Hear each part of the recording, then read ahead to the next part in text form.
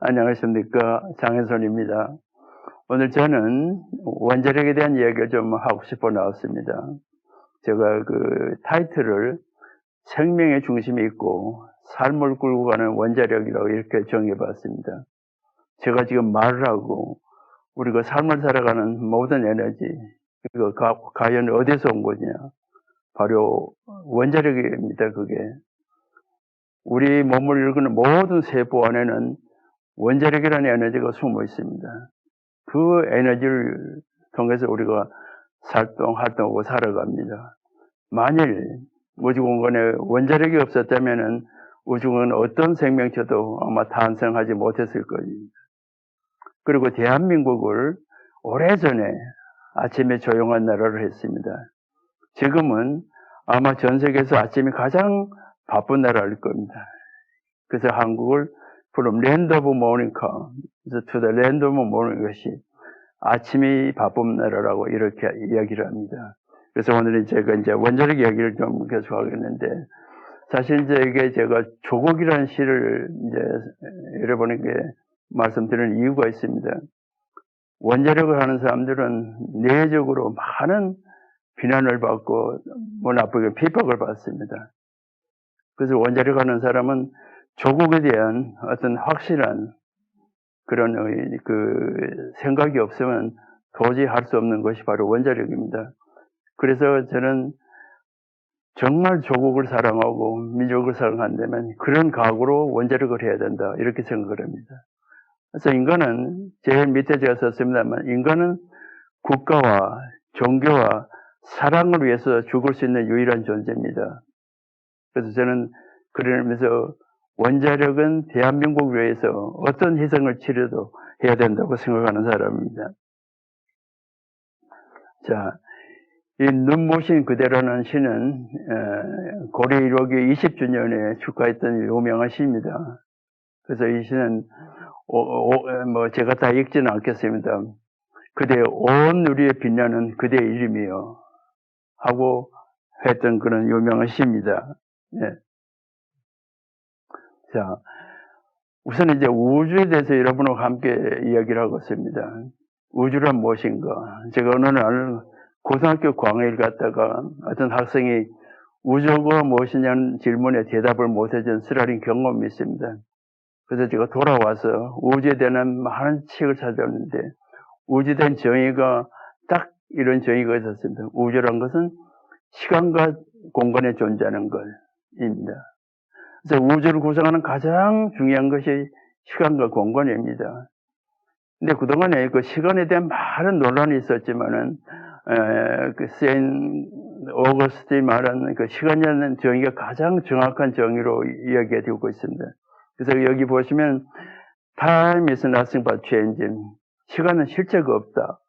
그렇지만 모든 변화의 중심에 있다. 이렇게 이야기를 했습니다. 그리고 이야기하기를, 누가 묻지 않으면 알 것 같은데 누가 시간이 뭐냐면 자기도 잘 모르겠다, 이렇게 대답을 했습니다. 그래서 시간이라는 실체는 없지만 모두 중심에 있고 우주에서 가장 강력한 힘입니다. 그래서 저는 원자력이란 그 시간이란 것은 우주의 강력한 힘이다, 이렇게 정의를 합니다. 다시 말하면 원자력은 시간은 우주에서 가장 강력한 독재자입니다.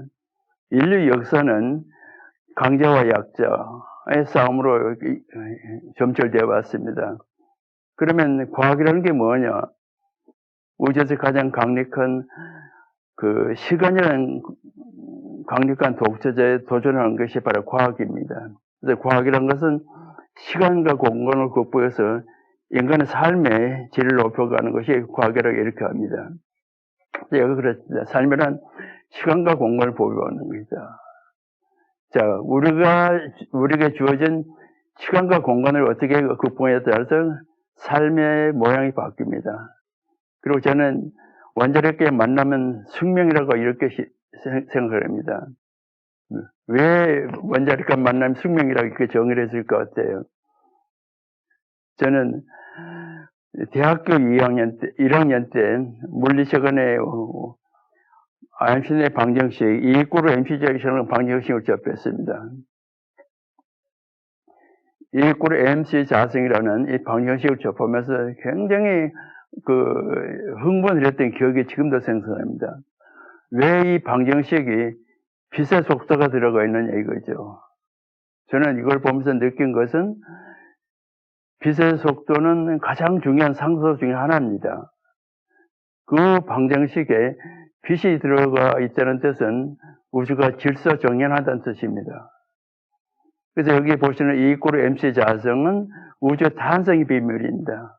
그리고 MC 자성에서 에너지로 가는, 이쪽으로 가는 것은 바로 원자력입니다. 그러니까 원자력은 바로 우주의 탄생과 거꾸로 가는 방정식이라고 이렇게 보시면 됩니다. 자, 사실 이제 20세기에 들어오면서 물리학계에서는 이제 할 일이 없다 그랬었습니다. 그런데 아인슈타인의 상승성 이론이 나오면서 완전히 새로운 세기를 맞아서 했습니다. 자, 시간의 상승성 이론이 뭡니까, 여러분? 시간의 상승성 이론. 우리가 세상에 살면서 시간과 함께 사는데 여태까지 인간이 시간을 제대로 몰랐다 하는 것은 정말 수수께 중에 하나입니다. 자, 아인슈타인의 시간의 상승에 주는 메시지가 무엇이느냐? 제가 이렇게 한번 설명을 해보겠습니다. 아인슈타인이 꿈에 빛을 타고 우주 여행을 했습니다. 근데 그 종착역이 어디냐면 자기 등 뒤에 돌아왔어요. 등 뒤에. 자, 그건 무슨 뜻이냐면 우주가 유한하다는 뜻이고 시간과 공간이 휜다는 뜻입니다. 그리고 지상에 돌아왔더니 시간이 굉장히 많이 흘렀어요. 자기는 별로 늙지 않았는데. 그래서 그 결론은 빨리 움직이는 물체는 시간이 천천히 흐른다는 결론입니다. 다시 말하면 그 메시지, 인간에게 주는 메시지는 열심히 사는 사람은 시간이 오히려 천천히 흐른다. 그래서 더 긴 오랜 삶을 산다는 뜻입니다. 예를 들면은 하루 24시간 새벽부터 일어나서 하루 종일 일을 열심히 하는 사람은 하루가 굉장히 깁니다. 근데 하루 종일 아무것도 안 하고 빈둥거리고 하루를 보낸 사람은 하루가 금방 지나갑니다. 이것이 바로 시간의 마법입니다. 그래서 우리에게 주어진 가장 중요한 자산은 바로 시간이고 시간과 관련된 것이 바로 원자력이라고 얘기했습니다. 자, 그럼 제가 인간이라는 게 뭔가 한번 설명을 해봤습니다. 인간의 우월성이 뭐냐? 내가 어느 날 생명과학 원장에게 제가 부탁한 거 있었습니다. 인간과 오랑우탄의 DNA가 얼만큼 차이가 나냐? 그랬더니 답이 딱 1% 차이가 난다 그랬습니다. 그러면 1% 차이가 뭐가 다른 거냐? 저는 그것을 진화의 벽이라고 이렇게 가정을 해봤습니다. 인간은 포유류 중에서 가장 무지하고 가장 무능하게 태어났지만 멍청하게 태어나지 않아서 학습이 가능합니다. 동물은 부모에게만 학습이 가능한데 인간은 부모가 아닌 다른 사람으로부터 학습이 가능합니다. 세상에 가장 무지하게 태어났지만은 인간은 3살, 4살이면 글을 깨치고 아마 15년 묘본 방정을 접할 만큼 그렇게 빠른 학습의 능력을 가지고 있습니다. 저는 그것을 진화의 벽이라고 이렇게 정의를 해봤습니다. 그 1%의 그 진화의 벽은 오랑부탄이나 어떤 생명체도 넘을 수 없는 진화의 벽입니다. 거기에 바로 인간의 우월성이 있다 이렇게 봅니다. 그래서 인간은 그 자연을 보면서 많은 생각을 하게 됩니다. 자, 인류 역사를 끌어온 질문이 뭐겠습니다? 왜입니다. 왜? why? 이것이 인류 역사를 끌어왔습니다. 그 인류 역사를 끌어오는 데는 여러 가지 이제 그 툴이 필요했는데 그것이 바로 수학이고 문자입니다. 그래서 인간에게 주어진 가장 중요한 3가지 특징은 첫째는 시간 개념을 가지고 있고 두 번째는 문자를 사용하는 능력이 있고 세 번째는 숫자를 사용하는 능력이 있습니다. 이 3가지가 결국은 인류가 모든 만물의 영장 위에 있게 된 원동력이라 이렇게 이야기를 할 수가 있습니다. 자, 원자력으로 다시 돌아가겠습니다. 리처라는 철학자가 오래전에 한 이야기입니다. 그 이야기를 여기 보시면 지구가 피부병을 가지고 있는데 그 피부병 중에 하나가 인간이라고 그랬습니다. 결국 지구를 이렇게 더럽혀 놓은 것이 누구냐? 바로 인간이라는 뜻입니다. 그리고 아래 글을 보시면은 맨 밑에 이렇게 내가 어디에 속하는가 우리 한 번쯤 돌아봤으면 좋겠어요. 이 글은 포항공대 그 전자과학기 준공식날 제가 참여를 했었는데 그 건물 입구에 걸려있던 글입니다. 그래서 제가 이 글을 국회에 가서 강의하면서도 썼던 글입니다. 제가 이 글을 한번 번역을 해보겠습니다. 맨 아래부터 이야기를 하면 Small mind Jesus people. 사람들은, 소인들은 사람 흉만 보고 산다. 그 다음에 average mind Jesus event. 보통 사람은 옛날 얘기만 하고 산다. Great mind Jesus idea. 대인은 아이디어, 미래 지향적인 이야기를 하고 산다. 그래서 제가 국회의원들을 그랬어요. 대한민국 정치인들은 99%가 아마 스몰 마인드만 가진 사람이 아니냐 이렇게 제가 이야기했던 기억이 있습니다. 자, 우리는 도대체 어디에 속하냐? 한번 우리가 서로 반성할 필요가 있다고 생각합니다. 자, 인류 역사를 에너지 입장에서 한번 이렇게 제가 정리를 해봤습니다. 초기 인류 역사를 지배했던 에너지가 뭐겠습니까? 근육 에너지입니다. 주먹이 센 사람이 사회를 지배했던 시대가 있었습니다. 두 번째가 식량 에너지 시대입니다. 지주가 넓은 큰 땅을 가지고 곡식을 띄어서 사회를 지배했던 시대가 있었습니다. 그 다음에 온 것이 화석 에너지 시대입니다. 석유, 석탄이 나면서 그 산유경이나 에너지 부국이 세계를 지배했던 시대가 있었습니다. 그리고 마지막에 온 에너지가 원자력 에너지입니다. 1, 2, 3, 세 가지 에너지는 자연에 있는 에너지입니다. 그리고 네 번째는 자연에 있는 에너지라기보다는 인간의 머리가 만든 에너지입니다. 우리나라는 97% 에너지를 해외에 수입하고 있습니다. 자, 우리는 어차피 자원을 가지고 에너지 자립을 하기는 어렵습니다.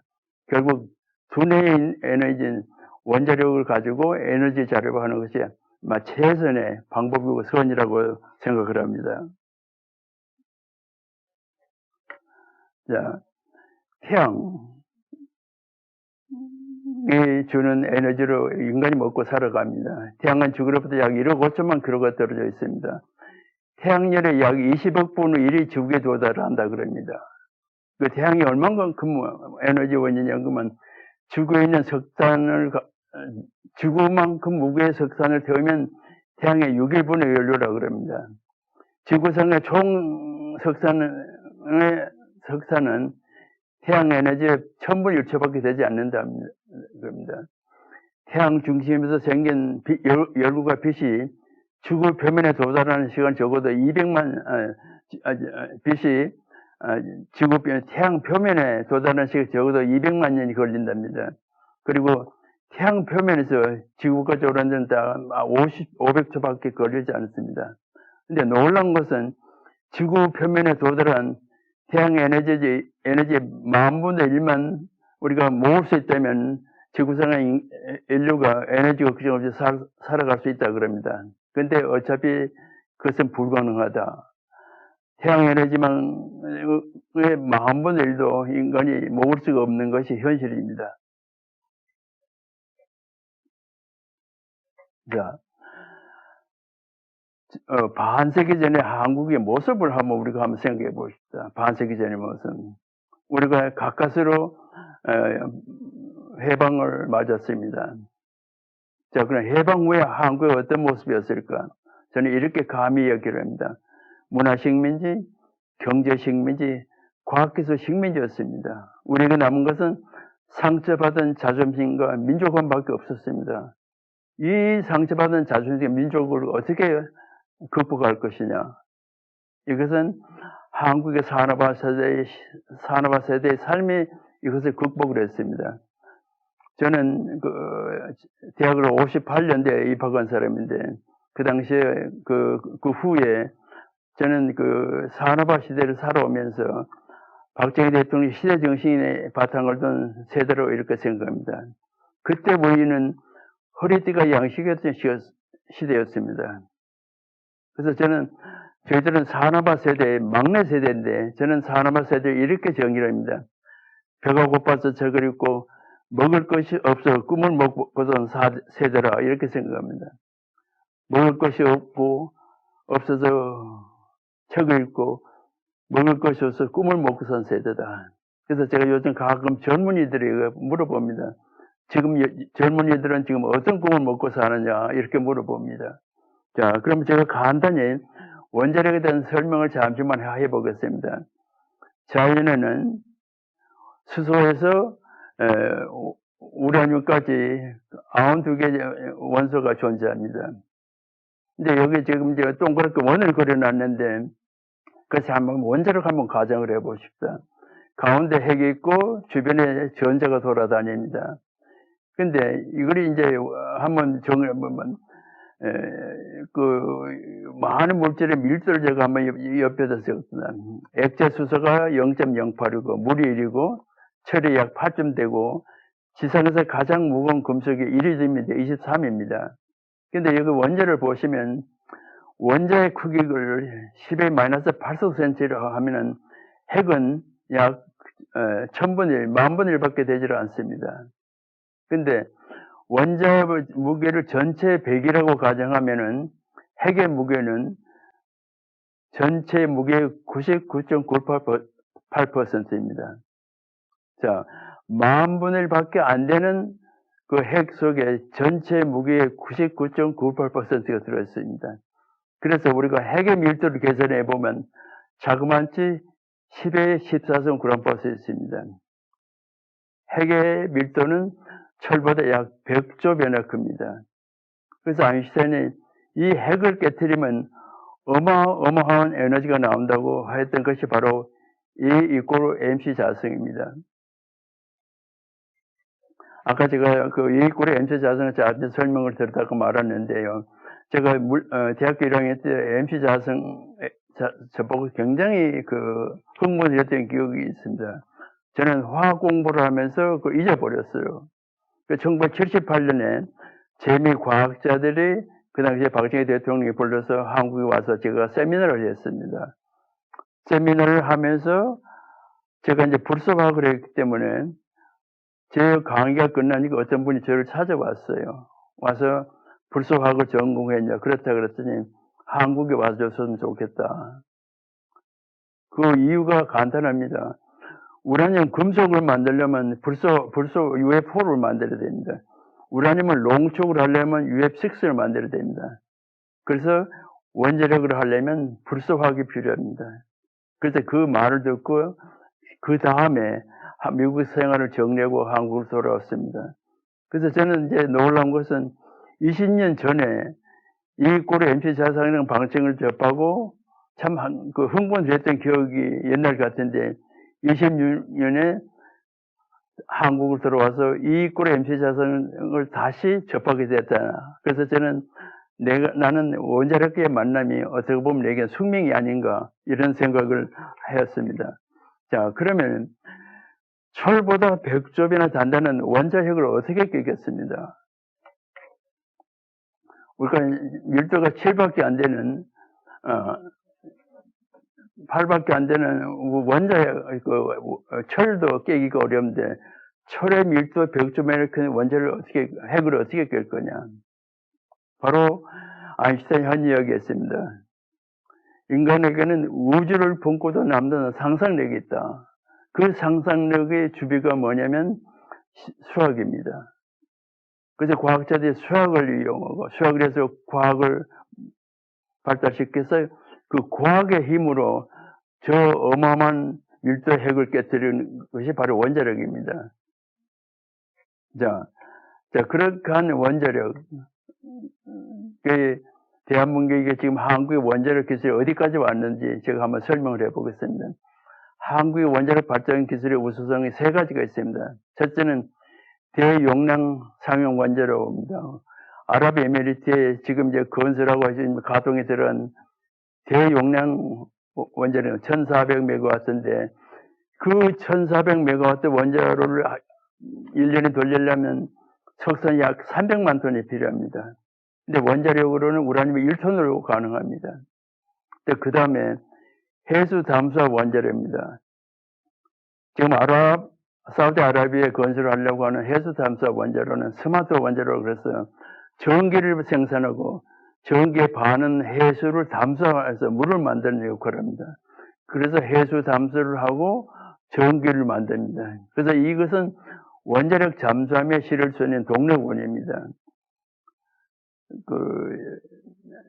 보통 이제 잠수함이라는 게 디젤을 쓰는데, 디젤을 쓰게 되면 어마어마한 산소가 많이 필요합니다. 디젤을 태워야 되니까. 근데 원자력 잠수함에 이 원자로 실으면 디젤이 필요 없기 때문에 산소가 필요가 없습니다. 그래서 6개월 정도 바다에서 산소 공급을 받지 않고도 항해가 가능한 겁니다. 그래서 이것은 군사적으로 굉장히 중요한 의미가 있는 원자로라고 생각합니다. 그리고 또 하나는 연공용 원자로입니다. 한국원자력연구소에서 요르단에 연공 원자로를 수출해서 재작년에 이미 가동 시작했습니다. 대한민국은 유일하게 3가지 원자로를 수출할 수 있는 나라입니다. 그래서 원자력 발전에 관한 세계에서 제1이라고 감히 제가 말씀드릴 수 있습니다. 어느 날 언론에서 토론회가 있었어요. 그래서 제가 그날 그랬습니다. 대한민국은 원자력 발전에 관한 세계에서 제1등이라고 그랬더니 옆에 앉아있던 환경론자가 나한테 시비를 거는 거예요. 그렇게 어떻게 건방진 이야기를 하느냐고. 그래서 제가 거꾸로 물었습니다.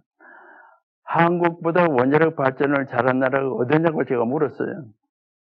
그러니까 이분이 대답을 못하는 거예요. 분명한 것은 원자력 발전에 관한 대한민국이 세계에서 제일이라는 것을 여러분이 알아두시기 바랍니다. 근데 참 요즘 서글픈 것은 사실 북한에 가면 북한에서 가장 존경을 받고 사랑하는 과학자가 원자력을 하는 사람입니다. 근데 지금 대한민국은 원자력을 하는 사람, 저 같은 사람은 어디 가서 가장 미움을 받는 대상이 되었습니다. 이것이 참 서글픈 현실이 아닌가 하는 생각이 듭니다. 자, 수명과 에너지 사용량이 어떤 관계가 있느냐. 정말 놀랍게도 전기 에너지를 많이 쓰는 나라가 수명이 깁니다. 그리고 또 하나는 인류의 경제 지도를 바꾼 과학기술이 뭐냐. 딱 2가지입니다. 하나는 전기를 이용한 에어컨디션이고 하나는 암모니아 합성입니다. 자, 만일 전기를 이용한 에어컨이 지상에 나타나지 않았으면, 발견하지 못했으면 아마 라스베가스 같은 도시, 미국 같으면 텍사스 남쪽, 아니면 산유국의 저런 경제 발전을 할 수가 없습니다. 그래서 싱가포르의 어떤 정치가가 이런 말을 했어요. 만일 에어컨이 없었으면 아마 자기들은 지금도 야자수 밑에서 벽체질을 하며 살아갔을 거라 이렇게 했습니다. 결국 에어컨과 암모니아 합성이 세계 경제 지도를 바꾼 가장 중요한 과학기술입니다. 그것이 바로 전기의 힘이 있었다. 암모니아 합성도 전기가 없으면 합성이 불가능합니다. 그런 의미에서 전기는 인류의 문명을 이끌어온 과학기술이라고 이렇게 감히 말하고 있습니다. 내가 여기 인간의 특징을 몇 가지만 말하면서, 인간은 인위적으로 잠을 깨는 유일한 존재입니다. 그리고 시간 관리를 한다 하는 유일한 존재입니다. 그리고 인간은 모든 사물에 이름을 붙이고 질서를 부여하는 동물입니다. 그리고 인간은 유한한 삶을 살면서도 무한한 논하는 직관을 가지고 있고 또 신과 교감하는 그런 존재입니다. 그래서 인간은 배가 불러도 상하는 이유는 미래에 대한 생각을 가지고 있기 때문입니다. 저는 아까도 강조했지만 인간은 국가와 종교와 사랑을 위해서 죽을 수 있는 유일한 존재입니다. 그래서 저는 원자력을 하는 우리들은 새로운 과거를 가지고 원자력을 해야 되지 않을까 이런 생각을 하면서 삶을 살아가고 있습니다. 이 시를 읽고 마음에 참 서글펐습니다. 1917년 고려력이 탈원전하는 날에 어떤 시인이 이런 글을 썼습니다. 자, 산업화 세대의 삶을 제가 다시 한번 강조를 하겠습니다. 배가 고파서 그리고 먹을 것이 없어 꿈을 먹고 산 세대입니다. 그래서 이 세대는 밤을 낮 삼아 살면서 조국 근대에 크게 기여한 세대입니다. 그 중심에 저는 언제나 이렇게 생각해요. 박정희 대통령이 계셨고, 그리고 정주영 회장, 이병철 회장이 동시대에 함께 살았다는 것이 굉장히 중요한 의의가 생겼습니다. 그래서 그 어려운 시절에 경부고속도로, 포항제철, 중화공업, 그리고 원자력 고려기까지 건설을 했습니다. 1971년에 정부 1년 예산이 6,500억 원이었습니다. 그 당시 고려 1호기 건설비가 1,750억 원이었어요. 1년 예산의 4분의 1이 원자력 발전소 하나 건설한 예산이었습니다. 어떻게 이 어마어마한 프로젝트를 이렇게 허락을 했는지 보통 사람은 상상할 수 없는 것입니다. 지금은 우리나라 1년 예산을 가졌으면 150개의 원자로를 건설할 수 있는 그런 국력이 됐습니다. 자, 제 기억으로 제가 대학원 시절인데 1964년에 그때 언론에 1억 불 수출했다 크게 보도를 했었어요. 그때 1억 불 수출 달성에 무엇이 들어있었을 것 같습니까? 무엇을 수출했을 것 같아요? 조사를 해보니까 우리 엄마들, 우리 누나들의 분신이었습니다. 가발의 그 수출 중 가장 큰 비중을 차지하고 있었어요. 가발을 통해서 수출 1억 불 달성한 나라가 지금 수출이 1조 원을 달성한 나라입니다. 거기에는 원자력이 큰 역할을 했다. 왜냐하면 원자력은 가장 싼 전기고, 또 대한민국의 전기는 전 세계에서 가장 양질의 전기를 공급하는 나라입니다. 그 예로는 대한민국의 전기는 가장 양질이고 세계에서 가장 정전 시간이 짧은 나라입니다. 제가 79년에 귀국해서 여기 원자력연구소 왔는데 실험실에 들어가서 펌프를 돌리니까 펌프가 이상한 소리가 나는 거예요. 주파수가 많지 않고 껐어가면 이렇게 정전지 때문에 이게 펌프 속도가 달라지는 거였습니다. 근데 지금은 전 세계에서 가장 양질의 전기를 공급하는 그 중심에 원자력이 있었다는 것을 여러분이 꼭 기억해 두시기 바랍니다. 제가 지금 요즘 이제 많은 사람이 원자력에 더 시비를 하고 정부가 탈원전해서 정말 저희들이 참 어려운 삶을 살고 있는데 21세기 불가사의가 도대체 뭐냐. 저는 언제나 이런 이야기를 합니다. 얼마나 안전한 것인가. 얼마나 안전한 것인가. 저는 인간은 불안전합니다. 불안전한 인간이 만든 기술은 어떤 것도 100% 완전한 게 없어요. 그래서 교육을 꾸준히 교육하고 꾸준히 유지보수하는 거 아니겠습니다. 그래서 21세기 불가사를 이렇게 한번 정리를 해봤으면 산유국이 원자력 발전소 건설하는 것이 이 시대의 불가사이다. 왜냐하면 아랍에미리트가 원자력을 수출할 때 전 세계가 긴장을 하고 많은 기자들이 질문을 했어요. 너희 땅에 아직도 100년을 쓸 수 있는 전기가 땅에 묻혀 있는데 무슨 원자력 발전소를 건설하느냐 하고 물었더니 국왕이 이렇게 대답을 합니다. 자기 할아버지 시대는 할아버지는 낙타를 타고 여행을 했었고 자기 아버지는 자동차로 여행을 했었고 자기는 지금 비행기를 타고 여행을 하고 있다. 아마도 우리 아들은 우주선을 타고 여행을 할 텐데 잘못하면 우리 손자는 다시 낙타를 탈는지도 모른다. 그래서 우리는 100년 후를 준비를 하기 위해서 원자력을 하는 거라고 이렇게 설명을 합니다. 자, 100년 후를 걱정하는 국가본수. 얼마나 멋진 국가본수입니까? 두 번째는 세계에서 원자력 발전소를 가장 잘하는 대한민국에 탈원전하는 거다. 이것도 하나의 불가사의입니다. 그리고 세 번째는 원자력 발전소 사고를 경험한 국가, 소련, 미국, 일본이 탈원전을 하지 않은 것입니다. 그래서 저는 어떤 방법이든지 대한민국이 다시 원자력을 해야 된다고 이렇게 생각을 하는 사람입니다. 자, 1952년에 아이젠하워가 유엔에서 Atoms for Next Generation, 후손이라는 원자력으로 이렇게 크게 이야기를 했습니다.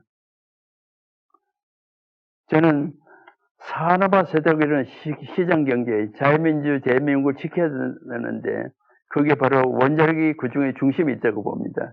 그래서 언제나 freedom is not free. 세계는 어떤 공짜가 없다 하는 이야기를 하고 있습니다. 자, 마지막으로 스티브 호킹스의 경고를 제가 한번 설명을 해보겠습니다.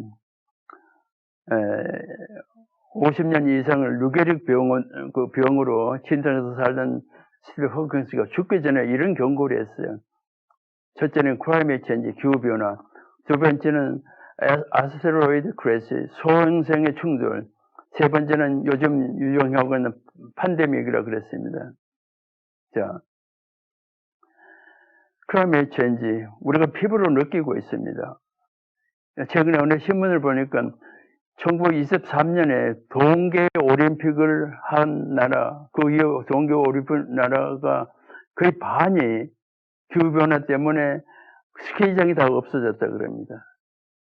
자, 기후변화는 우리가 피부로 느끼고 있는데도 세계 어느 나라도 별로 그에 관심을 갖지 않는데 문제가 있습니다. 그리고 소행성 충돌은 태양계 안에 약 10,000개 이상의 소행성이 존재하는데 지구의 생명을 위협하는 그 소행성이 한 2,000개가 있다 그럽니다. 그 2,000개 중에 하나만 지구하고 충돌해도 지구가 엄청난 충격을 받을 거라는 이야기입니다. 그리고 세 번째는 우리가 지금 경험하고 있는 팬데믹입니다. 이 코로나19입니다. 이 문제를 스티브 호킹스가 경고를 했는데 첫 번째, 세 번째가 현실을 우리가 부딪히고 있는 것입니다. 자, 그러면 대전은 어떤 곳이냐? 대전은 전 세계에서 가장 앞서 있는 뉴클리어 R&D 메카입니다. 여기 보면 대전에는 세계 원자력 전문가들이 다 있고 세계 필요한 모든 원자력 기구가 다 있는 것입니다. 그것은 원자력을 하는 이유를 저는 이렇게 설명합니다. 스티브 호킹스의 경고가 아니라도 Atoms for Humanity, 원자력은 바로 인류애다. 지구의 종말을 가져올 수 있는 것이 기후변화인데, 바로 기후변화를 해결할 때 유일한 방법이 바로 원자력이 아니겠느냐. 그래서 우리 국민이 어떤 방법으로도 원자력이 다시 이 땅에서 원자력 산업이 활기를 낼 여러분의 많은 성원과 사랑을 부탁드리면서 강의를 마치겠습니다. 감사합니다.